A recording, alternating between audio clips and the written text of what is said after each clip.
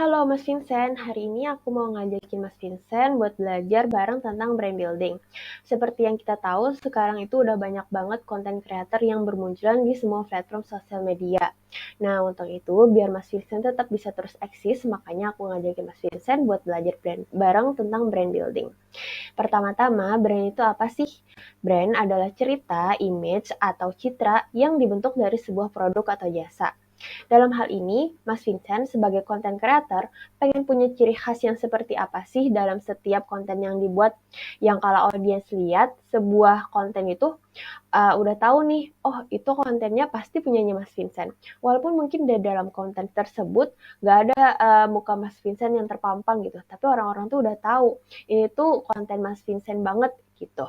Dalam membentuk sebuah brand yang kuat, ada dua hal yang wajib diperhatikan. Strong brand memiliki persona yang unik dan visual yang unik.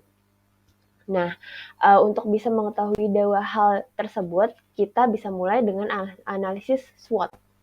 Analisis SWOT itu bisa membantu kita untuk mengidentifikasi faktor internal dan eksternal yang berpengaruh terhadap brand kita.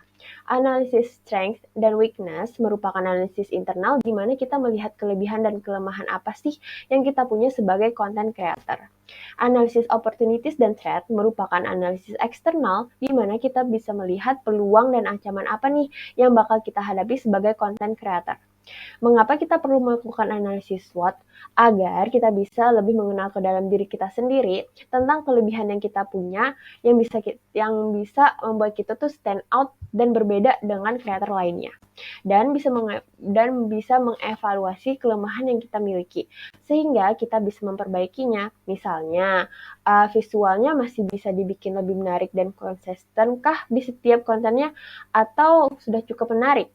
Nah, kemudian juga agar kita bisa melihat peluang mana nih yang baik yang bisa kita ikuti biar brand kita bisa masuk dan menjadi brand yang stand out di situ. Serta melihat ancaman apa aja nih yang membahayakan brand kita dan bagaimana kita bisa mengatasi ancaman tersebut. Dengan mengetahui dua fakta tersebut, kita bisa membentuk brand yang kuat. Emang untungnya apa sih punya branding yang kuat? Nah, dengan branding yang kuat, kita bisa punya bargaining power yang lebih untuk kita tawarkan ke klien kita. Misalnya aja nih, sepatu yang polos sama sepatu yang ada centangnya. Pasti orang lebih bangga pakai sepatu yang ada centangnya, walaupun harganya jauh lebih mahal, karena brandingnya udah kebentuk dengan kuat. Begitu juga dengan Mas Vincent. Kalau Mas Vincent punya branding yang kuat, Mas Vincent bisa matok harga yang lebih nih ke klien, karena Mas Vincent bisa menjamin kalau kontennya Mas Vincent pasti bisa mendatangkan audiens yang loyal dan banyak. Tentunya hal ini dibarengi dengan kualitas yang bagus ya Kak Vincent. Oke, segitu dulu aja Mas Vincent. Makasih. Dadah.